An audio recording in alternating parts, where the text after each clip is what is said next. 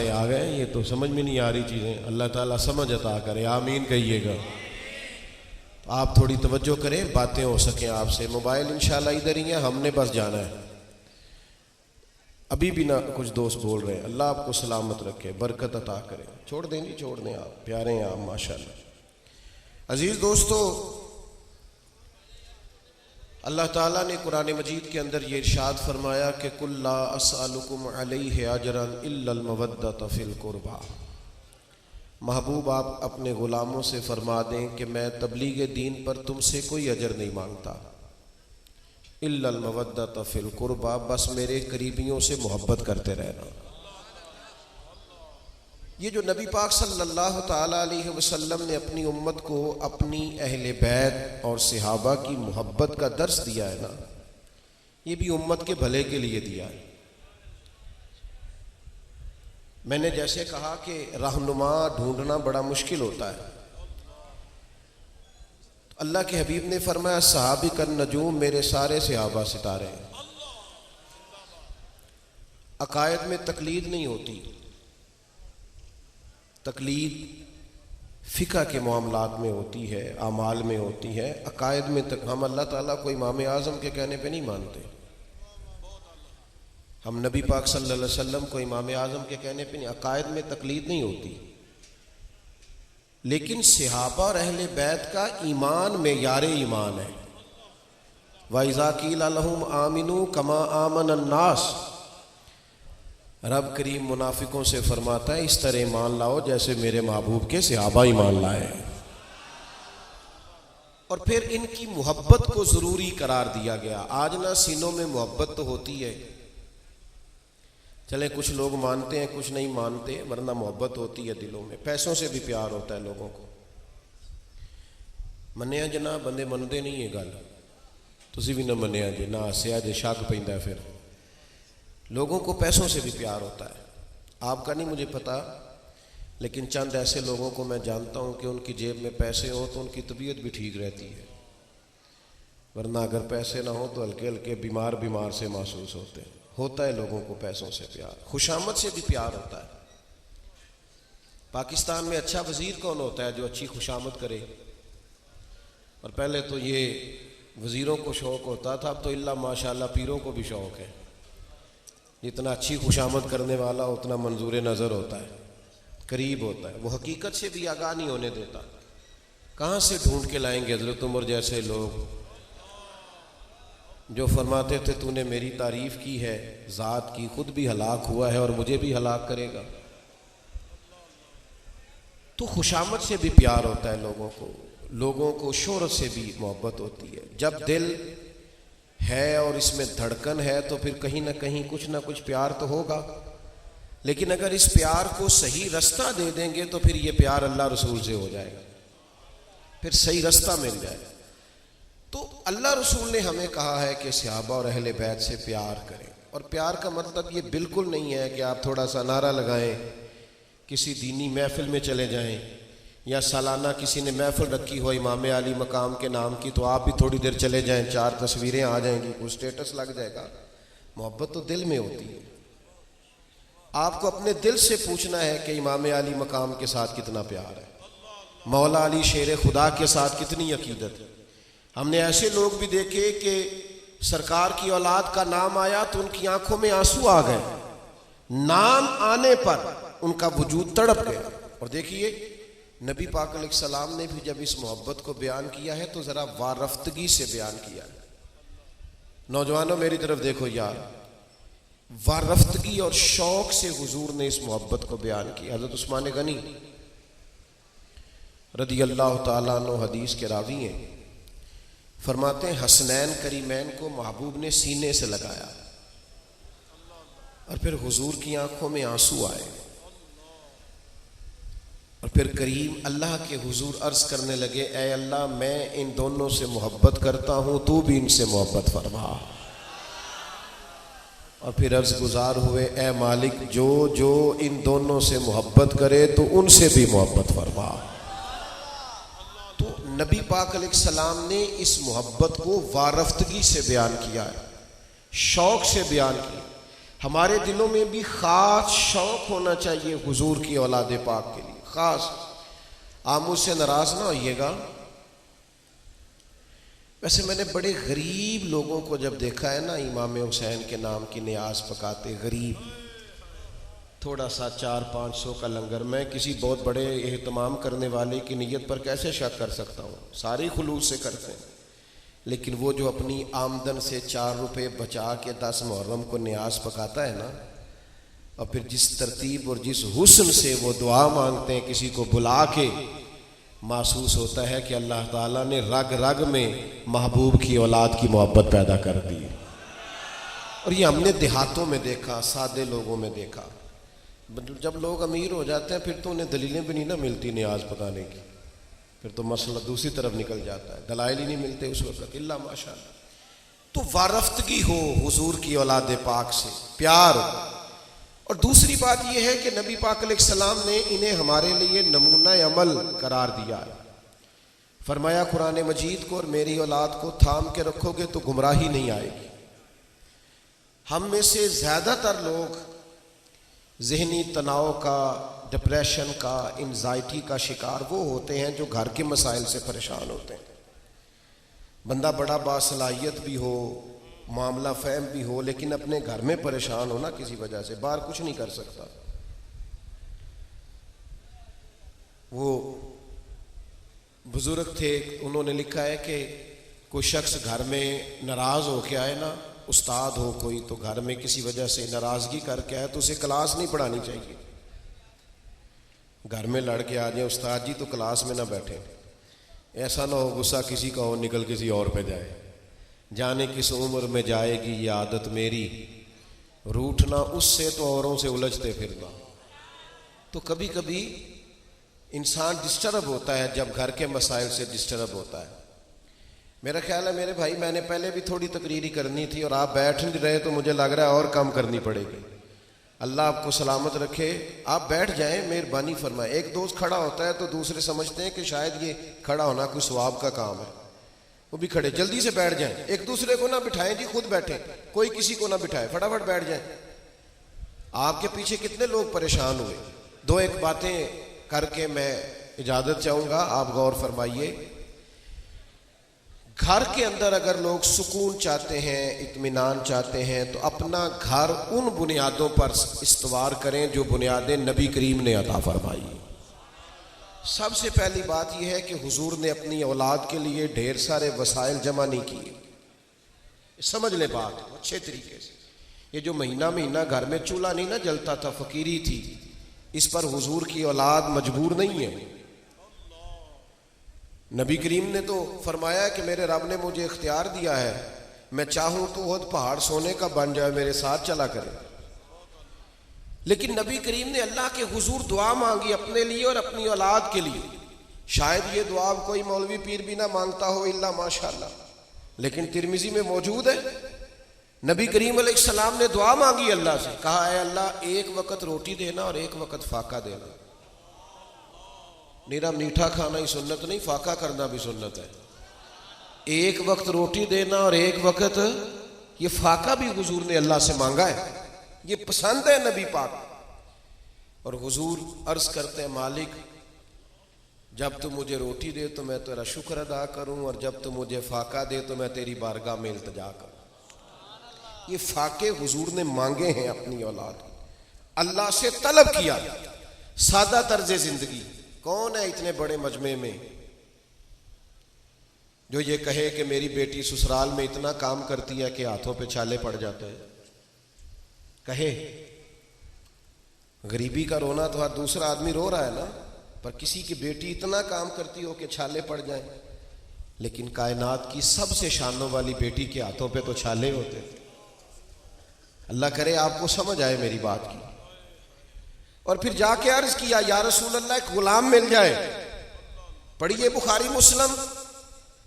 तो कायनात को बांटने वाले महबूब ने कहा, फातिमा 33 बार सुभान अल्लाह पढ़ा करें, 33 बार अल्हम्दुलिल्लाह और 34 बार अल्लाहु अकबर पढ़ा करें। जब भी पढ़ेंगी गुलाम आजाद करने का सवाब मिलेगा। लेकिन चक्की उन्होंने खुद ही पीसी है, आटा उन्होंने खुद ही गूंदा है। ओ भाई एक तो सादा तर्ज जिंदगी, फिर जद्दोजहद का मिजाज, कोशिश, काविश। वो लोग इनकलाब लाएंगे जिनकी गाड़ियों के दरवाजे भी कोई और बंद करता है। वो लोग इनकलाब लाएंगे जो चंद घड़ियां धूप में खड़े नहीं हो सकते। एक दोस्त ने मुझे फोन किया एक दफा, कहने लगे मौलवी लोग तकरीर कर लेते हैं कि 3 दिन पानी बंद रहा और 3 दिन खाना बंद रहा और फिर भी बड़ी बहादुरी से लड़े। कहने लगे इंसानी वजूद में नमकियात की कमी हो जाती है। रोजा रखा होता है तो असर के वक्त बहुत सारे लोग हैं जिनके लिए चलना मुश्किल हो जाता है, और 3 दिन 3 रातें बगैर खाए पिए कैसे मुमकिन है। तो मैंने उनसे कहा कि आपकी बात दुरुस्त है, पर अगर किसी को बचपन से आदत हो, नहीं समझ आई आपको, अगर किसी को बचपन से आदत हो 3-3 दिन भूखा प्यासा रहने की, तो उसके लिए क्या ख्याल है। कहने लगे वो कैसे। तो मैंने कहा पढ़िए ना इमाम राजी को। इमाम राजी कहते हैं मौला अली शेर खुदा और सैयदा पाक ने रोज़ा रखा तो हसनैन करीमैन की उम्रें थी 7 और 8 साल के दरमियान। दोनों शहजादों ने अर्ज की अब्बा जी हमने भी रोज़ा रखना है। 3 दिन रोज़ा रखा तो थोड़े से जौ लाए मौला अली, 2-3 रोटियां बनी, लेकिन ऐन इफ्तार के वक़्त दरवाजे पे फ़कीर आ गया, उठा के उसे दे दिया। दूसरे दिन फिर रोज़ा रखा, फिर फ़कीर आ गया, फिर उसे दे दी। तीसरे दिन फिर रखा, फिर मिस्कीन आ गया, उसे दे दिया। और मैंने कहा जिनकी माँ ने 7 साल की उम्र में ट्रेनिंग कराई थी ना 3-3 दिन रोज़े रखने और सिर्फ खजूर पानी पे गुजारा करना, उनको फिर 50-54 साल की उम्र में करबला सजानी पड़ी है तो उनके लिए मुश्किल कोई नहीं पेश आई। वैसे तो इसका रूहानी जवाब भी है कि तेरी नस्ल पाक में है बच्चा बच्चा नूर का, तू है ऐने नूर तेरा सब घराना। आजकल लोग फख्र से सुनाते हैं, कहते हैं जी वो घर में कोई खाना नहीं पका हुआ था मर्जी का तो बच्चे ने मोबाइल तोड़ दिया है। तो ये कोई कमाल की बात है। ये सब्र कैसे करेगा, जिंदगी की मुश्किलात से कैसे गुजरेगा। वो जी खाना पसंद का नहीं पका, आज उसने लड़ाई की है, आपने सब्र करना ही नहीं सिखाया, बच्चे को मुशक्कत ही नहीं सिखाई। मैंने लाडला रखा हुआ, आपने लाडला कह के तबाह कर दी, उसकी सलाहियतें खत्म हो गई, किसी काम लायक नहीं रहा। इनको जद्दोजहद करना सिखाएं, मेहनत करना सिखाएं, मुशक्कत की दुनिया में लाएं। ये मुश्किलात सवारती हैं इंसान को, ये उसको जीना सिखाती है। लक़द खलक़नल इंसान फी कबद, रब फरमाता है मैंने इंसान को मुशक्कत में रहता हुआ पैदा किया। ये सहूलियात के आदि लोग किसी मैदान में खड़े नहीं हो पाते। अपनी इकबाल कहते हैं लहू मुझको रुलाती है जवानों की तानासानी। तो अहले बैत नबुव्वत का जो उसवा है वो तो सादगी है, वो तो जद्दोजहद है, वो तो मुसलसल काविश है। उलमा ने लिखा है 100 के करीब आयात है कुरान मजीद में, बाद ने 70 कहा, बाद ने कहा 100 के करीब, जो सब्र की बात करती है। अल्लाह तो महंगे महंगे मोबाइल दे, आमीन के आख्या जी। कदी कदी इतों नजर चुकनियां भी चाहिए ने, और भी गम है ज़माने में मोहब्बत के सिवा, तो किसी और तरफ भी कभी गौर करना चाहिए। क्या ख्याल है आपका। 100 के करीब आयात हैं जो सब्र की बात करती, और 500 के करीब अहादीस और आसार हैं जिनमें नबी पाक अलैहिस्सलाम ने सब्र की बात बयान फरमाई। और इन सारी आयात और अहादीस को जमा करके हज़रत मौला अली शेर खुदा फरमाते हैं जो इंसानी जिस्म में सर का मकाम है ना, वही दीन में सब्र का मकाम है। आप आज तलाश कर लें, हमारी सोसाइटी में जो चीज़ ढूंढने से नहीं मिलती वो सब्र है। थोड़ा सा ना हौसला पैदा करें, मिजाज बुर्दबारी वाला हो, तहम्मुल। वो बात लोग कहते हैं मुझसे गलत बात बर्दाश्त नहीं होती, तो सवाल ये है क्या सही बात को भी बर्दाश्त करना पड़ता है। बर्दाश्त करने वाली कौन सी बात होती है जो आपकी तबीयत के मुताबिक ना हो। और नबी पाक अलैहिस्सलाम ने फरमाया मैं उसे पहलवान कहता हूं जो गुस्से के वक्त अपने आप को कंट्रोल में रखे। तो सब्र थोड़ा सा अपनी जिंदगी में लाएं, हौसला लाएं। फिर बड़ी जल्दी लोग ब्लैकमेल होते हैं, बड़ी जल्दी। अब तो जरा सा भी लोग झील नहीं पाते, 1 मिनट से पहले हर चीज जो है वो लोग पेश कर देते हैं, जरा भी खड़े नहीं हो पाते।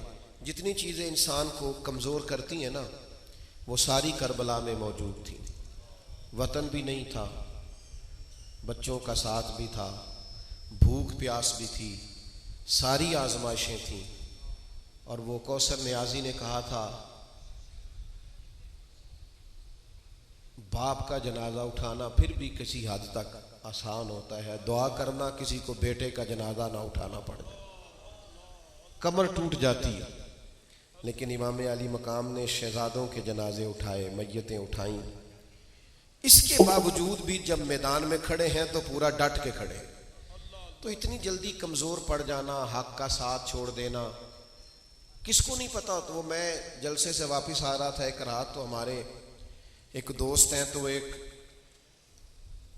MNA साहब के बड़े ख़ास दोस्त हैं और बड़ी उनकी वो कंपेन करते हैं। तो सड़क पे खड़े थे, मैंने उनको आवाज़ दी, मैंने कहा साहब आपने बैज भी लगा रखा है और आपका लीडर तकरीर कर रहा है, सुने तो सही जाके।